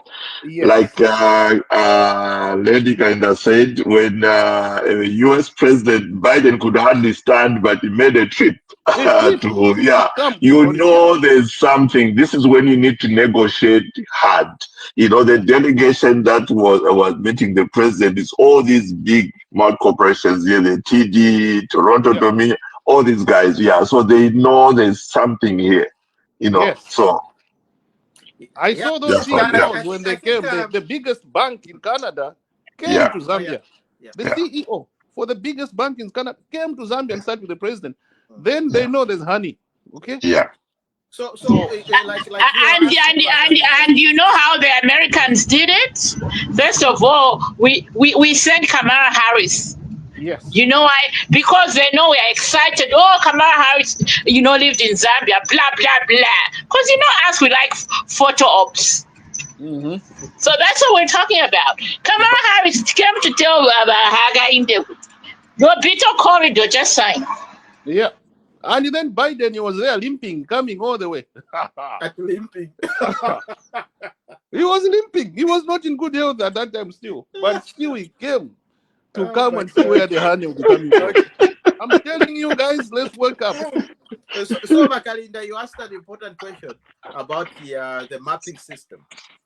So right now, as I think, as we know it, the government, they have enough data, enough information. No, it's ongoing. Sorry? It's ongoing right now. Yeah, it's ongoing. But at this point, I think, I don't know, they were last time I was hearing Wakabus they were talking about maybe they've done like 30% or 40% somewhere there. So that 30-40%, it's on its own is enough data to know, to say here there's this, here, and they can start working on, trying to, but that information they cannot give it to you and I, Kalinda, to say, oh, in Wogwalo there's the problem. There's deposits of diamonds on this area at this coordinate. That is the problem we're going to have in the future because of this mapping. Imagine the mayhem that's going to happen. Everybody will be rushing there now. It's okay. We'll have millionaire Zambians like in Texas, millionaire Texans. But Andy, let me just add on there. I mean, they don't give us that information, and yet the foreigners have it. Yes. The foreigners have it. Example in question, there's a group of white South African, and this video went viral several months ago, if not last year. Guess where they were found? In the deepest rural villages of Gwembe. What were they doing there? What were they doing there? They were mining gold or diamonds. Yeah. Yeah, and the company that's doing this mapping is a South African company. So, I mean, how did those people know they're South Africans? How did they know we had diamonds in that Gwembe village? And yet you don't want me as a Zambian to know. It's my birthright. It's my birthright. Right. So, like all these, like I wouldn't be surprised if Zambia also has oil, especially in the western part of this country. I would be surprised to say if we ever find out in the next coming years to say we actually have oil, because look at where Angola is, look at where Zambia is. We share a border, and whatever is beneath there, nobody will know it, right? The problem we have as a country is we just talk about empowering citizens, but we don't really mean it. Okay? If we really meant to empower citizens, let our citizens be powerful in the economy, we should be giving them information like that. Okay? Information like that should be given to people. For example, I know this thing is going to be very controversial in the future regarding people are going to be evicted because they have gold under in their land or something like that. It's going to be serious. People will be killed because of this. So we need to be very, very straightforward and open. regarding some of these mappings we're doing. It's very important information, but it shouldn't be available only to a selected few. Mm. The way it is right now, it's not good. Yeah, yeah. Well, it's like I'm saying, like this is it's a very sensitive issue. Like you are saying, it may cause a lot of problem, displacements, and all that. But at the same time, I think it's good for government to have that information, at their palms, in case they want to negotiate with an investor. It'll be easy. The investor comes in, or whoever, or even ourselves. We look within ourselves to say, look, we got our sisters and all these experts. Let's mobilize funds. How many are we? Let me just come in quickly there, because again, I'm a numbers girl. We have 2 million people on the streets of Zambia right now without jobs. Okay, we have mapped. Okay, we have done 30% mapping. And in that 2 million, you have people that are interested in mining. And the easiest mineral you can mine, you can take off the ground right now and make money out of it is gold. It doesn't need a lot. All you need is a pick and shovel. And you get your gold. Tell your people, look, you guys, you need jobs? Okay, here is a piece of land. There's gold here. Picks and shovels and whatever they need to sift off. Yeah? Get that gold. I mean, right now, I mean, that's what we're using as, what is it called? But Bank of Zambia have that as, they're buying gold. Yeah. Okay. Use that. Reserves, yeah. That's the word I was looking for. We have gold reserves now worth billions now here. The last time I heard from the Bank of Zambia. How about do that? Now look at that embarrassment the president got in Senseli at Chingola. And what was that embarrassment of? It's all about Senseli, which was shut down. I mean, I get it. 27 youths, lost their lives in that because of, safety issues. We get it. But what are you doing with it now? You have streets, you have those kids in Chingola who don't have jobs. And all they do every day is to find 10 kwacha and to drink, what is that drink they call it? In Livingston, we used to call it the rosy one. Kachipembe. Kachipembe, that's what junta. That's what they're drinking. Tujiri. Yes, there you have it. Yeah? What are you doing with that mind? And smoking chamber.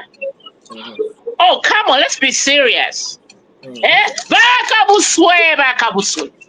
I leave it there. Yeah, and just to add on to that, I think it's also like we just need to have like proper government policies, right? So it comes back to them. Look at Botswana, right?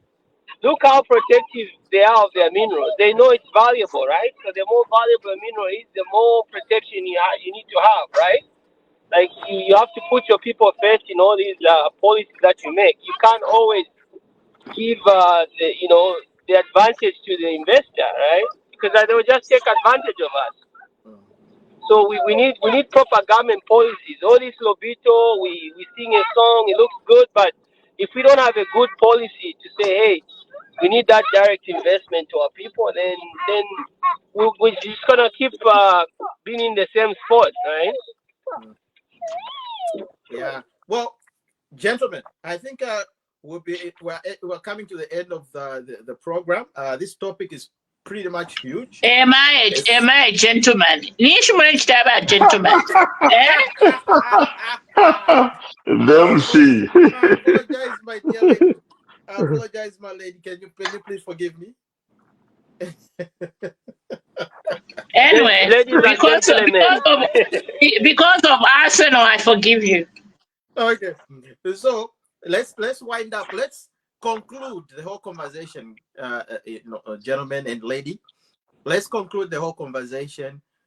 Everybody can give your 2 cents. You can pick whatever topic.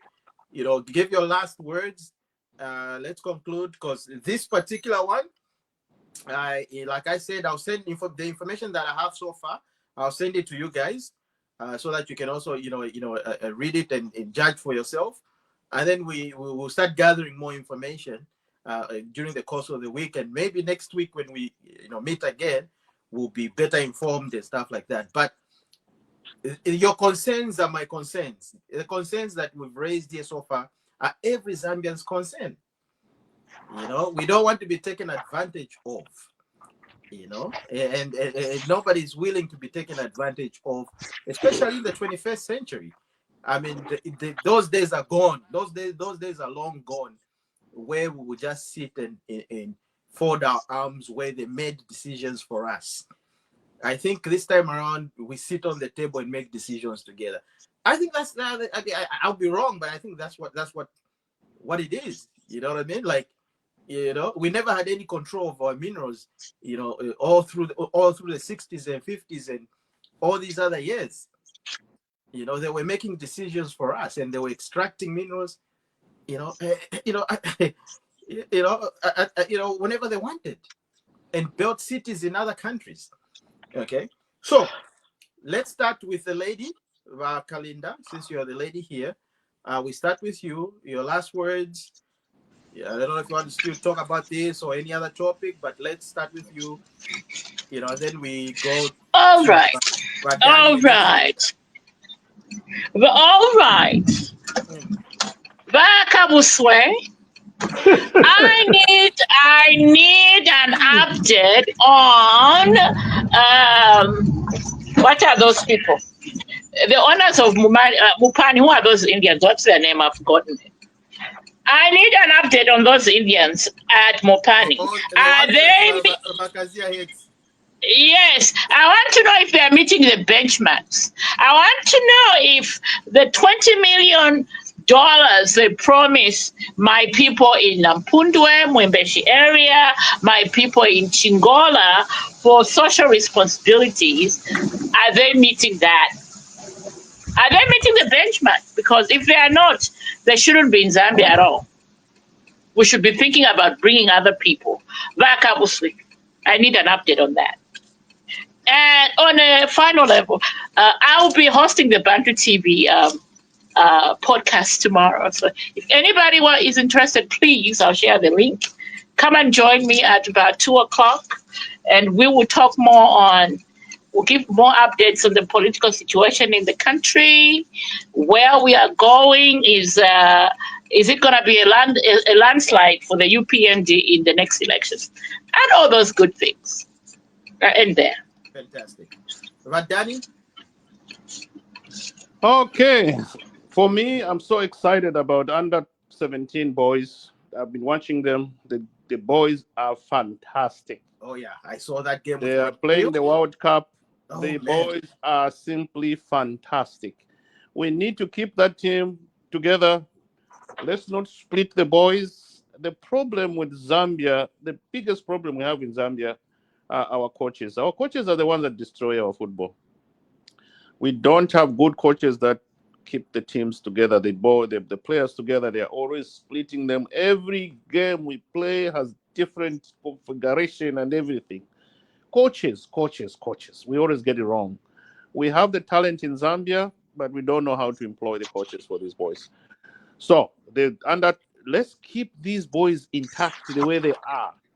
They really know how to coordinate. They are below 17 years old, but if we groom them until they become a senior team, Zambia will be somewhere on the map of football. They are fantastic. The next thing I have in mind here is the mushrooming of being in an academics.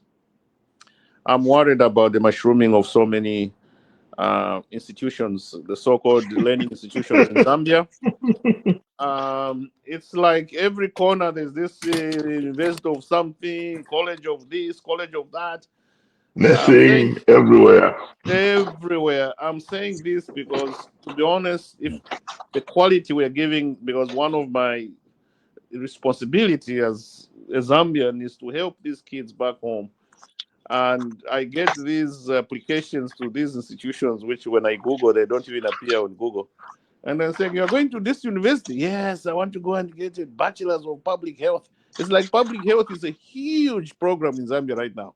Everyone is studying public health.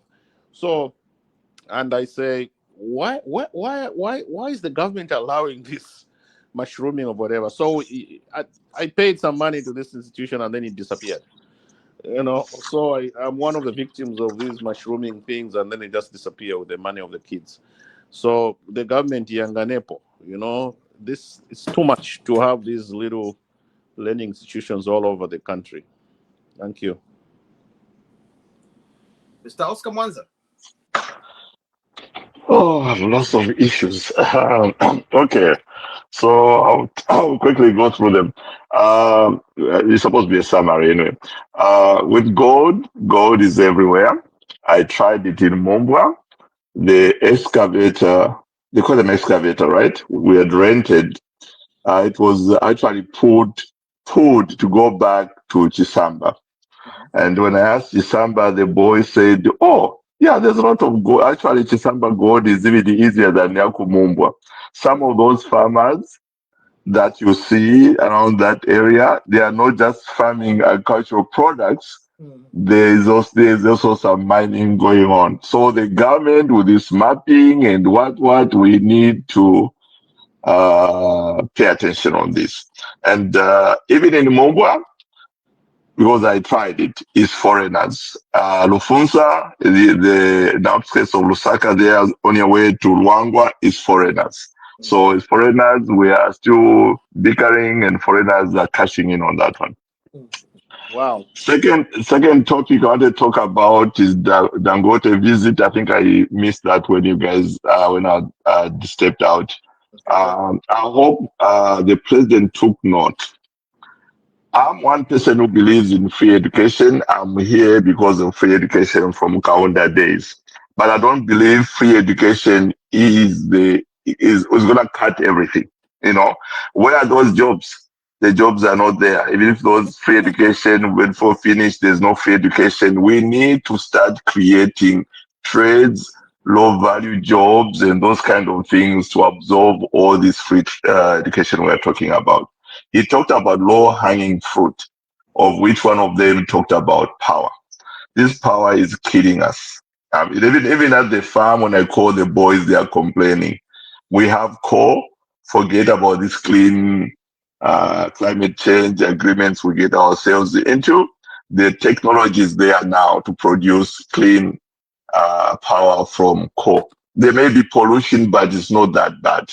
So let's use it. Solar is great, but it's not everything. Like the past 2 days, even there's no sunshine in Zambia. Even these solar panels are not really producing much power. So that's one of them. And like Arinda talked about corporate social responsibility, whether it's Roberto, is what these companies come and set up, not even a school, not even a hospital, not even a housing for their workers. That's why shanty compounds everywhere, because no one in these agreements, I don't even know there's a portion on corporate social responsibility. And if there is it spelled out what these companies are supposed to do? Maybe no. And lastly but not the least, again, power, energy. We need energy. 2 hours, 3 hours is not a lot. And then the cost of living, particularly in urban areas, specifically Wunga, it's a whole topic on another day. We need to address it. It's going to cost us big time. This thing that we have no opposition, no strong opposition, don't buy it. We may end up with Tshisekedi in Zambia. So I'm done. Okay. Thank you, lady and gentlemen, for joining us on the Retalk podcast. What about Mr. Sakala? He's gone. How can he go? How can he go without giving me a link to my? I want to buy stuff. How dare he does that? Oh, he needs to give me. Go in the chat. There's something he put in the chat. Oh, okay. Yeah, maybe I can give you his number after this if you want. Yeah, give me his number. Give me his number. Yeah. So like I say, thank you, Lake, thank you for joining us. And with me, my last remarks really is let's keep everything positive. It may not look the way we want it to look. But hey, everything will shape up in the near future, in the next coming years, and Sure. let's keep our fingers crossed. But I don't really believe that we're going to be taken advantage of. Maybe, who knows? I don't know. But I want to believe that we've got strong individuals that are there, that are negotiating behind the doors.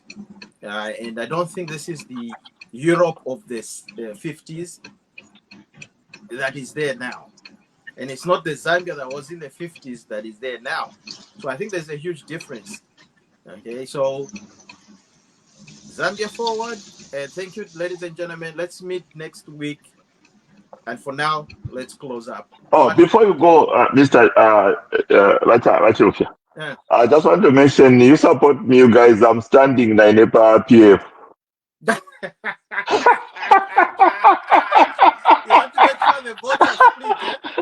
Yes, I was anointed. Okay, have you paid the 200,000? I paid last Have you paid the 2,000 Okay, bye guys. Okay, guys. Enjoy your weekend. Bye bye. That's hilarious. You too. Okay, Bye. bye.